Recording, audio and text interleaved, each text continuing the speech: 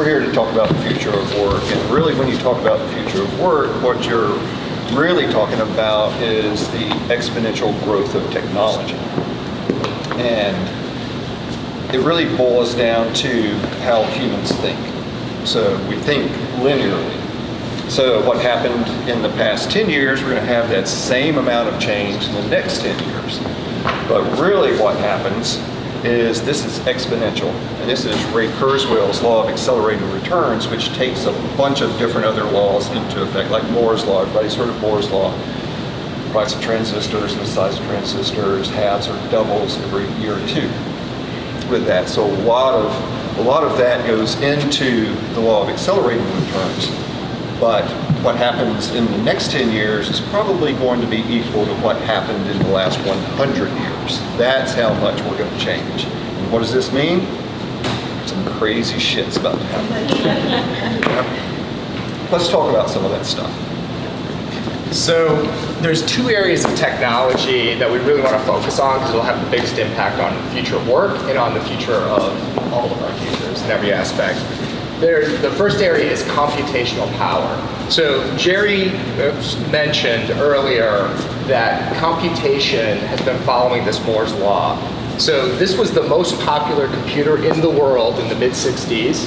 It cost $5 million in today's dollars. It took up this entire space, and it did not have the processing power to move a single pixel on the smartphone you guys have with you right now. So your smartphone is 1,000 times smaller, 1,000 times cheaper, and millions of times more powerful than this computer. And that advancement in computational power is not only the fact that things are getting smaller. The last time I checked, this is the smallest computer in the world. That is a grain of rice, or I should say the tip of a grain of rice that is a fully functioning computer. So they continue to get smaller. But we are now having breakthroughs in new types of computation. So anybody here who has an Apple phone from the last 2 generations, you have a neuromorphic chip inside of it. Essentially, we're designing the architecture to process algorithms hundreds of times faster and using a fraction of the energy that a traditional CPU or GPU computer would do. Advancements are happening with neuromorphic computation. I was at CES in January. This was one of the surprises. IBM announced for the first time that they took a quantum computer and moved it outside of a lab environment. It is not what is called a practical quantum computer yet, in that it can't do very useful computations, but people now can learn how to program quantum computers and how to advance their structures. Quantum computers, in theory, should be able to do computation that is impossible for our most advanced computers today. So quantum computing is advancing, and then congratulations, you are a computer. Scientists have already taken human cells, clustered them together so that they actually act as a computer. They can take in data, they can process data, they can output information. Unlike a traditional computer today that uses electricity to power those processes, they use biochemical information. Everyone in this room, over half of your cells are non-human inside your body. Trillions of organisms live inside of you. It is possible that we will begin to engineer those organisms to become computers and process data for us. So this will probably be the biggest breakthrough in terms of computation. All right, you ready? Great, so let's talk about what AI can do now. So probably 15, 20 years ago, AI could beat you at chess. Chess, there's 8 by board, there's only so many moves you can make. Next great thing that happened was the board game Go. And that, when it happened, I think 4 years ago, even AI experts thought there's no way that a computer could beat a Go player for the next 10 years. Well, DeepMind, which Google owns now, thought differently, and so they programmed something called DeepMind, and it ran through a bunch of games that humans had played, learned the game, played itself about 1 million times, and then it played some of the top Go players in the world and crushed them. All right, so what's next? Then it's more interactive games. Here, this just happened, I think, in January or February. DeepMind beat two of the better human players. I think they were ranked 18 and 44 in the world at StarCraft 2. And AI cheated just a little bit, but this was a very, very impressive, monumental point in time. And it's not the first time that AI has beat humans at a computer game. They did that with Dota 2, and famously, I forget what the first one was. But these are very intricate games that require a lot of dexterity, a lot of vision into it. And this is something that, again, a few years ago, people thought, no way AI could keep up with a human playing these sorts of computer games. This is Ray Kurzweil, talked about the law of accelerating returns. This is the man who came up with it. And famously, probably 15 years ago now, he predicted that in 2029 we'd have an AI that would be at the level or above the level of a human brain. So, and that's called broad AI. Narrow AI is something like, I'm going to beat you in chess. Oh yeah, you can do that, but can you beat me in chess and then talk to me like a human and then, you know, create something else, do all of these different things? And so far, no computer's done that. But we're getting much better and much better. This narrow AI that we've been creating is now getting broader and broader. So different AIs, like DeepMind, started out as a Go player, and now it's playing all these other video games. All right, Ray Kurzweil looks pretty smug right there. He's also a director at Google, and he's into longevity, so he's hoping that he lives long enough to make it to, I think it's 2040, something like that, where he can meld with AI and live forever. So that's what he's doing. He probably takes 100 supplements a day. Everyone needs a hobby. Yeah. And he gets paid really well for it. But yeah, he does look kind of smug there. Are we ready to embrace things like that? Robots everywhere? Well, let's just find out.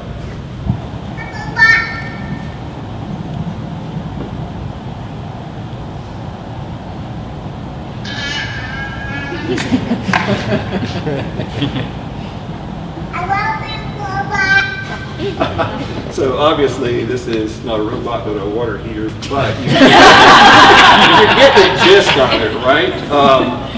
You know, it's just like my daughter, who's 17 now, grew up in the digital world. She knows nothing but that. And I have two granddaughters, and every time they see a screen, they walk up to it and start swiping on it, right? And so that's the world that they live in. So the people that are born today are going to be growing up with AI as something that's just here, where people our age have to learn how to deal with all of that.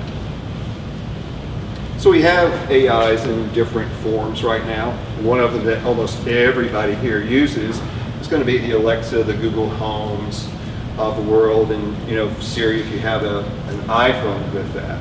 So this is one of the first introductions to AI that a lot of people are using on a daily basis, and a lot of people don't even think about that as AI now. They just think about it, oh, as well, this voice-controlled chatbot that I'm talking to. And then on the flip side of that, instead of just a voice, we have the physical manifestation of this, robots. And we've had robots forever. So if you really think about it, a tractor was a robot when it first came out. It was doing the work of a human, probably that 100 humans could do at the time. And so if you just keep extrapolating that into the future, you see all of these different robots. And what's interesting, it was like 4 or 5 years ago, they have these robot challenges where the greatest manufacturers in the world would try to put their robots through this obstacle course. And one of the obstacles was walking up to a door and opening it. And I remember one of the funniest things I've ever seen from a robot's point of view. Robot walks up to the door, starts turning the handle, and just goes, boom. And you go, ha ha ha, robots, they'll never take over.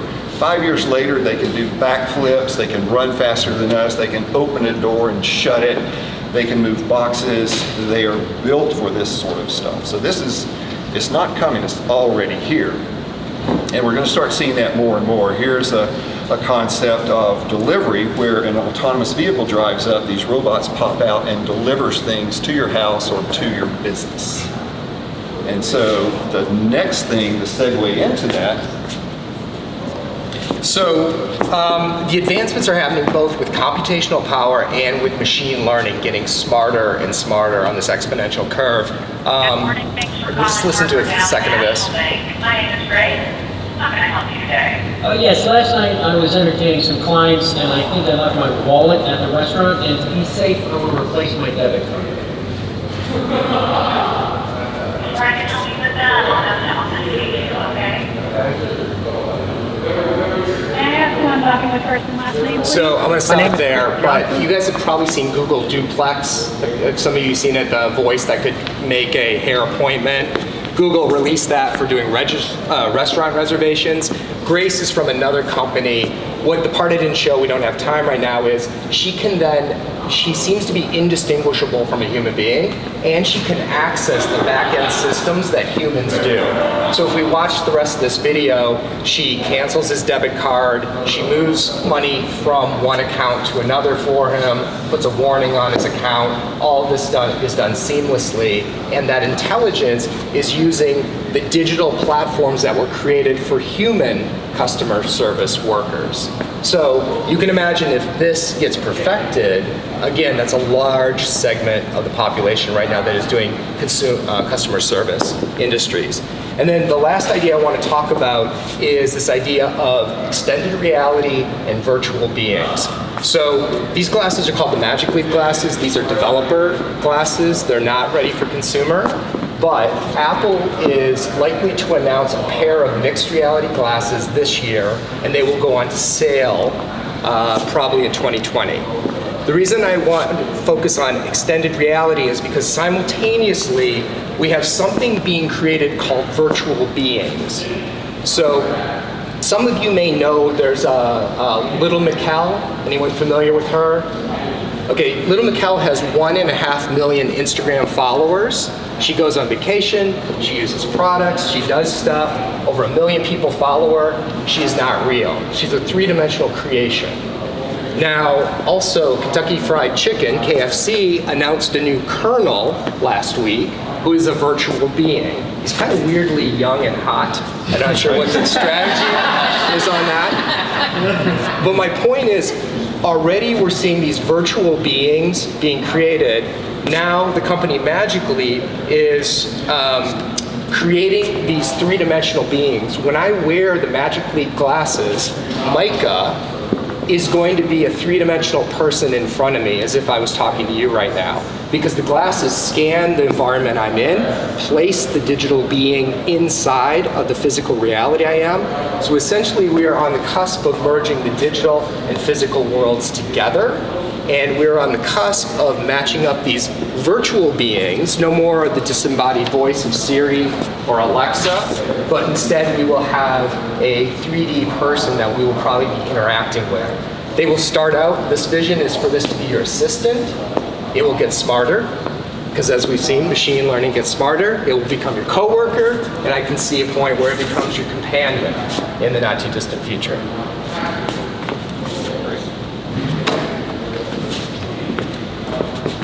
So what does this all mean for us today and in the next couple of years? So I'm going to go through about 5 or 6 things that you guys probably know about, but if you don't, then you should.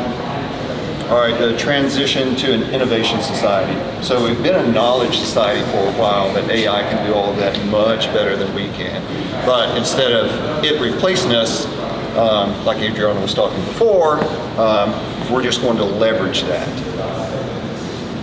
Remote work increases. I have heard today where a lot of companies today are trying to limit that. That's very, very short-sighted. That's not the future. For one thing, it really limits the people that you have, right? You want the most talented people, and those could be located on the other side of the world. So this is what the future is going to look like. Workers working wherever. So to do that, you're going to have to start personalizing benefits and the number of hours and the pay to make people want to work there. there's a small agency in town that I know the owner of it, and one of the things he said, we try to give people unlimited vacation, but he had one person that took 2 days off a year, and that was it. Because, well, it was kind of funny and sad at the same time, but I'm going to say it anyway. He said, I've got a bunch of kids, I've got a wife at home, and just the longer I stay away from those people, the better, right? And so, okay, sure. So if you take things like that into consideration, everybody's different. Some people want more time off. Some people want more pay. Some people want more flexibility. So that's the future too. It's not one size fits all, never has been. More learning opportunities. As jobs start to get replaced by robots and AI or incorporate AI, there's going to be more types of education that everybody's going to have to do, and you're going to have to constantly do it, right? If you were a plumber, over the past 20 years, you really didn't have to keep learning stuff. You learn it once and you're good to go, right? That's the past, not the future. More transparency. You see what I did there with the transition? Got more transparent. So that comes from a lot of different things. I think HR is going to have to be a lot more transparent. I've seen a lot of companies that try to keep things real tight to the vest, but now pay is becoming more transparent, just as one example. Everything is going to have to be more transparent just because of the way that people want things to happen from government regulations, etc. And last but not least, universal basic income. As jobs start getting replaced or we start absorbing more of this automation into our jobs, cities and countries are looking at how can we pay people who lose their jobs with this. And there's several cities like Stockton, California and Chicago are doing it now. One state has been doing it forever, which is Alaska. Every year they give each citizen either between $1,000 and $2,000. And this is oil profits and things like that. But that's the wave of the future too. We're going to have to figure out on a bunch of levels from culture and societal how we make things a lot more fair when people start losing their job because of automation. And I think that's it. Just finally would like to talk about, we think that there's a lot of choices in front of us now. On the one hand, it can be scary, this technology and the potential of what it can do. On the other hand, it could create really great futures for a lot of people. It's really the choices we start to make now. And on that topic, we do an emerging technology conference. It just happens to be next week, Tuesday, at Georgia World Congress Center. If any of you are interested, just reach out to me about getting information to it. It will be a full day looking at what is possible over the next 10 years. It will include the future of work, the future of learning. We'll be talking about the future of privacy, the blockchain. It's a really wide conference. And there will be expos there so you can start to see and feel some of the technologies like virtual and mixed reality if you haven't tried that yet. So yeah, reach out if anyone's interested in attending the event. All right. Thank you guys very much.